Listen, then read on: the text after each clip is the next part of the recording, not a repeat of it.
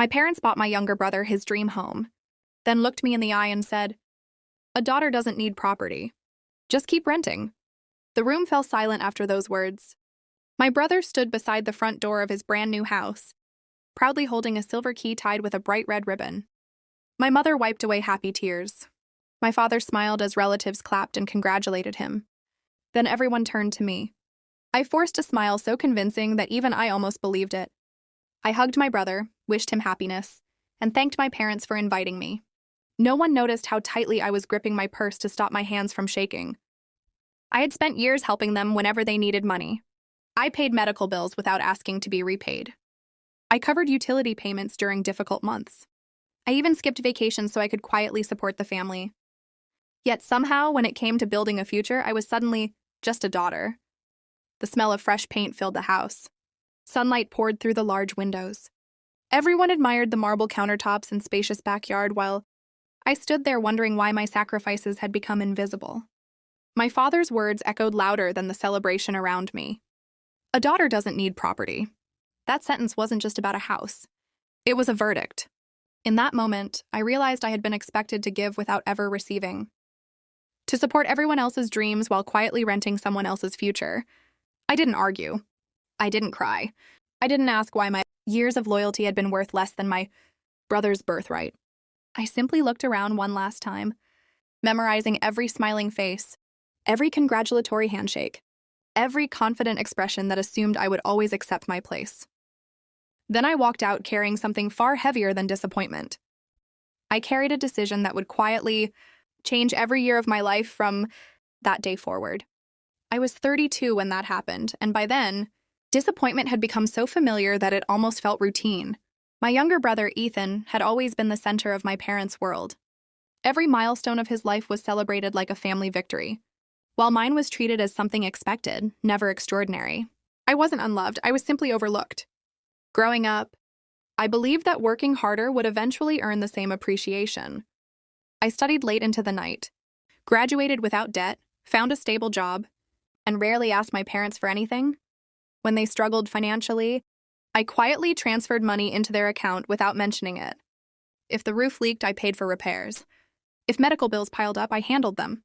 I told myself that family wasn't a transaction and love didn't need receipts. My parents often praised me for being responsible. At first, I thought it was a compliment. Years later, I realized it had become an excuse. Because I was dependable, they expected me to solve problems without complaint. Because I never demanded attention, they assumed I didn't need any. My silence became something they relied on. Ethan lived differently. He chased bigger dreams, switched careers more than once, and rarely worried about consequences because someone was always there to catch him. My parents called him ambitious. They called me practical. Somehow, his risks deserved rewards, while my discipline was simply expected. The day they handed him the keys to his dream home, I finally understood a truth I had avoided for years. It wasn't about money, and it wasn't even about the house. It was about what they believed my future should look like. In their eyes, a son was building a legacy. A daughter was expected to adjust.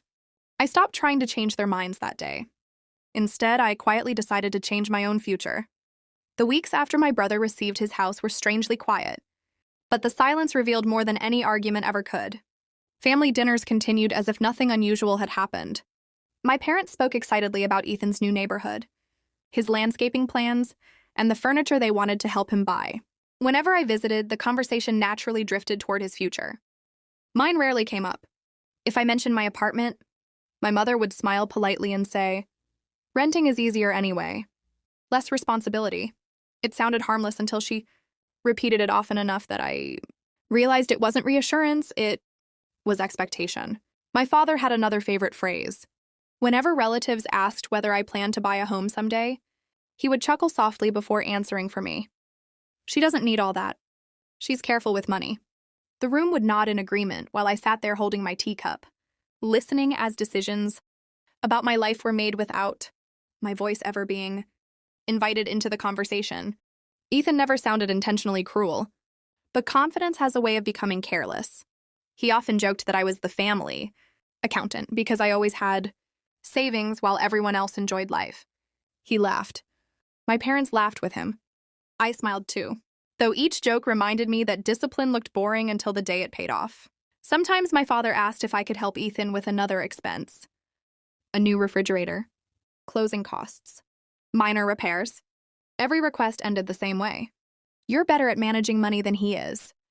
They called it trust. I slowly realized it was dependence. No one asked whether I had dreams of my own or plans I was quietly building. They assumed my careful habits existed to support everyone else's future.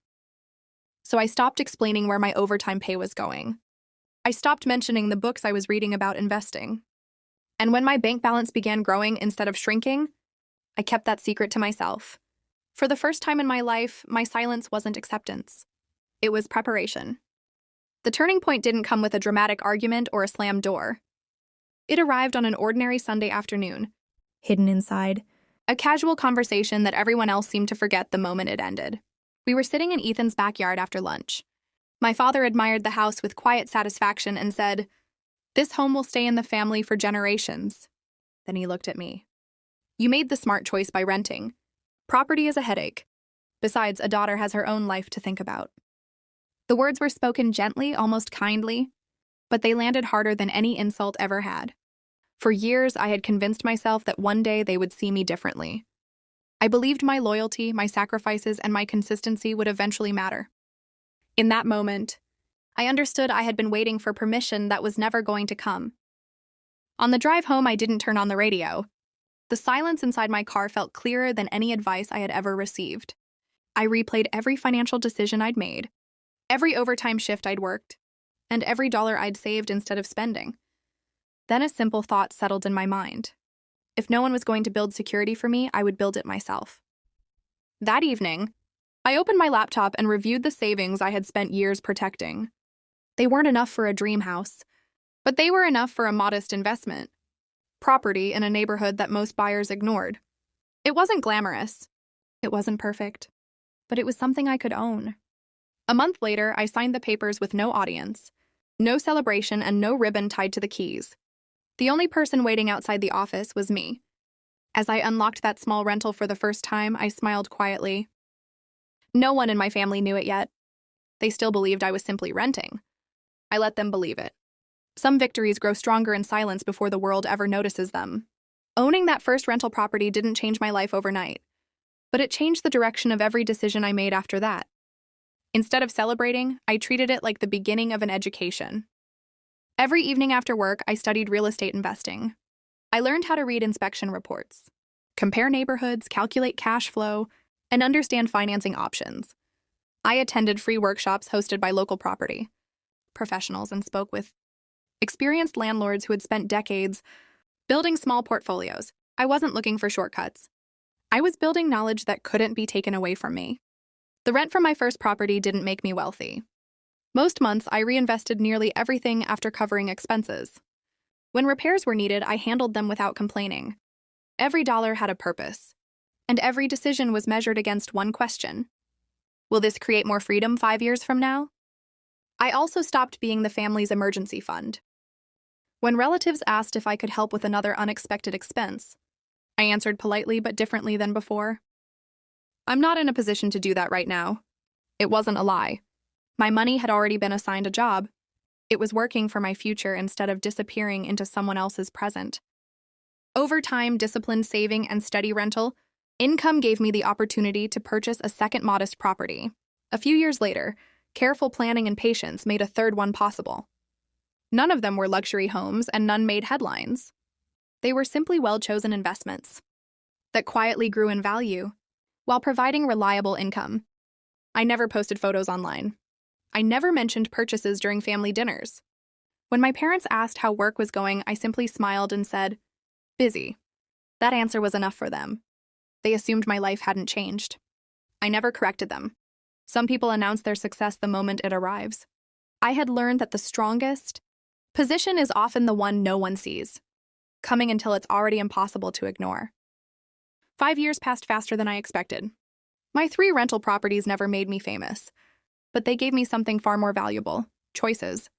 The monthly income covered every mortgage payment, built my savings, and allowed me to work because I wanted to, not because I had no other option.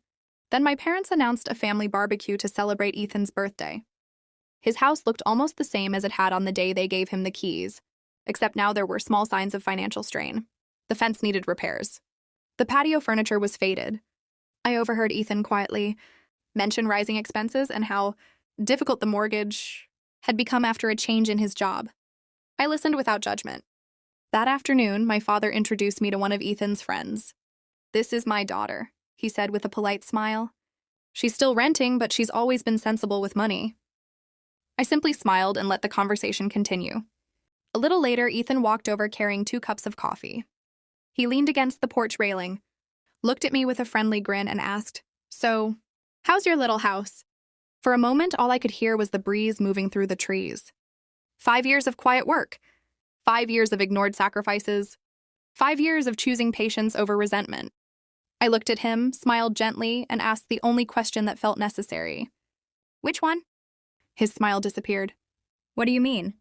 I replied calmly. "The first rental? The second one or the third?" The conversation stopped. My father slowly lowered his coffee cup. My mother's eyes searched my face as if trying to decide whether I was joking. I wasn't. For the first time in years, no one interrupted me, corrected me, or spoke on my behalf. Silence settled over the porch. This time, it wasn't the silence of being overlooked. It was the silence of people realizing they had completely misunderstood the person standing in front of them. No one spoke for several long seconds. My brother looked at me as though he had heard the wrong person. My father cleared his throat, but couldn't find the words he usually seemed to have ready. My mother stared into her coffee, avoiding my eyes for the first time I could remember. Finally, Ethan broke the silence. "You own 3 properties?" I nodded. "They're all rental homes. I started with one, then kept reinvesting instead of spending the extra income." There was no boast in my voice. I simply answered the question he had asked. The mood of the afternoon shifted almost instantly. Relatives who had rarely asked about my life suddenly wanted to know how I had managed it. Someone joked that I had been keeping secrets. Another called me the smart one, with a laugh that felt strangely different from the jokes I'd heard years before. My father remained unusually quiet. Eventually, he looked at me and said, "You never told us." I met his eyes and answered honestly. "No one ever asked." Those 4 words seemed to carry the weight of every family dinner, every overlooked sacrifice, and every quiet disappointment I had carried for years. No dramatic apology followed. Life rarely works that way. Instead, something more realistic happened. My parents began speaking to me differently. They listened instead of assuming. Ethan stopped teasing me about being overly cautious and started asking thoughtful questions about budgeting and long-term planning. Respect replaced the casual certainty that I would always stand in the background. The greatest change, however, happened inside me. I no longer measured my worth by my family's approval or by the fairness of their choices. Their opinions had once defined my confidence. Now they were simply opinions. That's why this story matters. Many people spend years waiting for someone else to recognize their value. But real security, whether it's financial, emotional, or personal, begins the moment you stop asking for permission to build your own future. The quietest victories are often the ones that change your life the most. Life didn't transform overnight after that afternoon, but something fundamental had changed. My parents never apologized in the dramatic way people expect in stories. There were no tearful speeches or grand admissions of guilt. Instead, their change appeared in quieter moments. My father began asking for my opinion before making financial decisions. My mother called simply to check on me, instead of asking whether I could help someone else. They couldn't rewrite the past, but they slowly stopped repeating it. Ethan and I found a different rhythm too. He admitted one evening that he had always assumed everything had come easily to me because I never complained. When I told him how many nights I'd worked late, how many weekends I'd sacrificed, and how carefully I'd planned every investment, he sat in silence for a long time. "I never knew," he finally said. "You were never supposed to," I answered with a smile. The greatest reward wasn't owning 3 properties. It wasn't the rental income or the growing equity. Those things gave me financial freedom. But something far more valuable had already taken root. Peace. For the first time in my life, I wasn't trying to earn my place in someone else's story. I had written my own. A few years later, I purchased another investment property, not because I wanted to prove anything, but because I genuinely enjoyed building something lasting. I also began mentoring young women who wanted to understand budgeting, saving, and real estate.